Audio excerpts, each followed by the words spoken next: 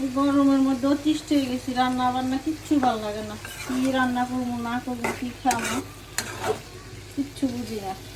তার কি অবস্থা এই গরমে, আমি তো একবারে শেষ। এখন নিচে একটা শুটকি তরকারি রান্না করতে। এখন এখানে নিচ্ছি ছোট আলু, একটা বড় আলু নিচ্ছি, মিষ্টি আলু, চিচিঙ্গা, আর হচ্ছে পটল, বেগুন, একটা ডাঁটাও আছে। এই সব কিছু দিয়ে এখন একটা শুটকি রান্না করলাম। এখন দেখি যে নাড়তে নাড়তে মনে হলো যে একটা ছোটোখাটো আপনাদেরকে দেখাই দিই শুটকি তরকারিটা কেমন হয়েছে।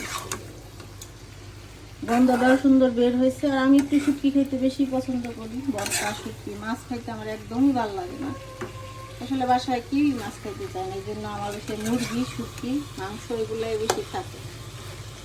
আর দেখেন কি সুন্দর একটা কালার হয়েছে, এই যে অনেক সুন্দর একটা কালার হয়েছে। আর গ্রামটাও খুব ভালো হয়েছে। ভাবলাম গরমের মধ্যে আপনাদেরকে একটু